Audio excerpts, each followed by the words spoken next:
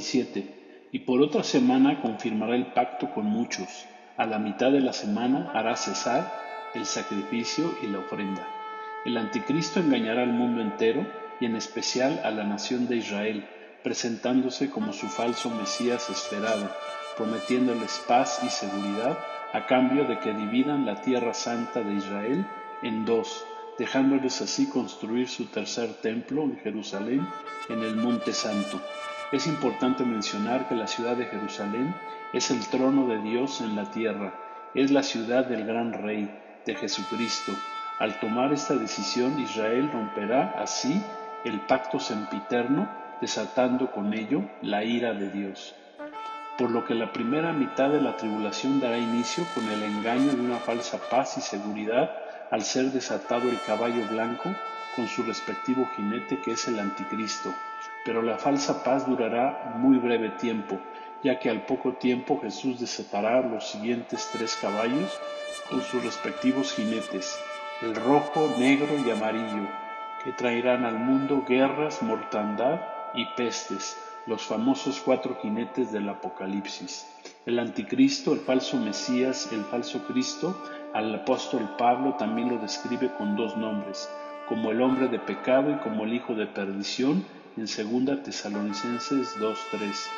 Estos 2 nombres tienen que ver con las 2 facetas del anticristo en la tribulación y gran tribulación.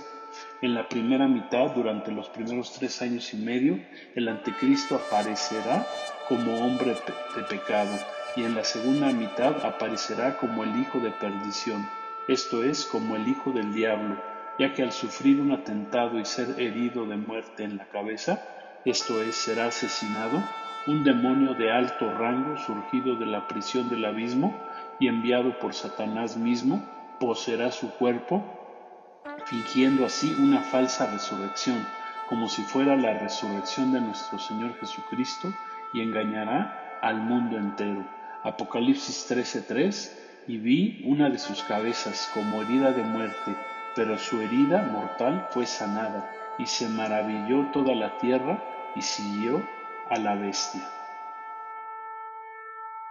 ¿Te has preguntado qué es el día del Señor? En la Biblia está escrito en la primera carta a los Tesalonicenses, capítulo 5, versículo 2, porque ustedes saben perfectamente que el día del Señor vendrá así como ladrón en la noche, que cuando digan paz y seguridad, entonces vendrá sobre ellos destrucción repentina, como los dolores a la mujer embarazada, y no escaparán. El día del Señor que menciona el apóstol Pablo no se trata de un día de 24 horas, sino de un periodo de tiempo de 7 años en los que Dios tratará en primer lugar con su pueblo Israel y en segundo lugar será desatado sobre la tierra 21 juicios de Dios a todos aquellos que no lo aceptaron durante el periodo de la gracia. El apóstol Pablo, como un buen conocedor y hebreo, quien se convirtió a Jesús en el camino a Damasco, conocía a la perfección los términos bíblicos para el periodo de la tribulación que aparecen en la Torá y en los profetas hebreos, a saber, el día de venganza, el tiempo de la angustia para Jacob, el tiempo de la semana 70 de Daniel, el día de la ira de Jehová, el día de la aflicción de Israel, solo por mencionar algunos.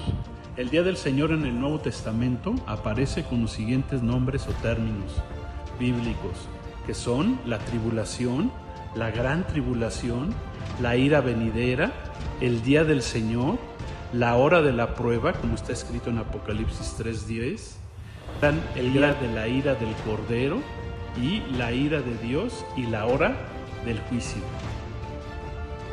La tribulación de 7 años, de acuerdo a la Escritura, está dividida en 2 periodos de 3 años y medio cada uno. En el primer periodo de los 3 años y medio, ¿qué graves acontecimientos acontecerán en el mundo? Bueno, en la primera mitad de la tribulación tienen que ver, en primer lugar, con la aparición del anticristo en el mundo, ya cuando el anticristo se haya manifestado y quien será el intermediario para confirmar el periodo de paz o un pacto de paz con el pueblo de Israel, con sus enemigos milenarios, como está escrito en Isaías 28:15, y a lo cual el profeta Isaías llama a este pacto el pacto con la muerte o el convenio con el Seol, que tendrá una duración de 7 años, pero que se romperá por parte del anticristo a la mitad de ellos, a los 3 años y medio.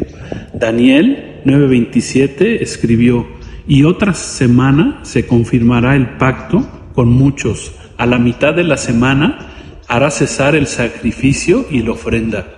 El anticristo engañará al mundo entero y en específico a la nación de Israel, apareciendo como su falso Mesías esperado, prometiéndoles paz y seguridad a cambio de que Israel divida la tierra santa. La nación de Israel sea dividida en 2, y a lo cual el anticristo les permitirá construir su tercer templo anhelado.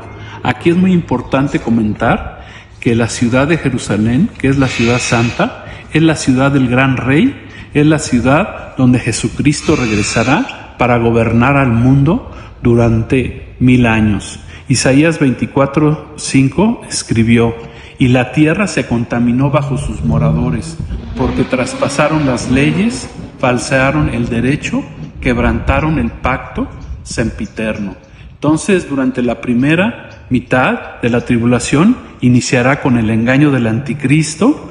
Al salir él, el caballo sobre un caballo blanco, él es el jinete que lo monta, y esa falsa paz durará máximo 3 años y medio, porque inmediatamente después de ella saldrán 3 caballos del Apocalipsis con sus respectivos jinetes.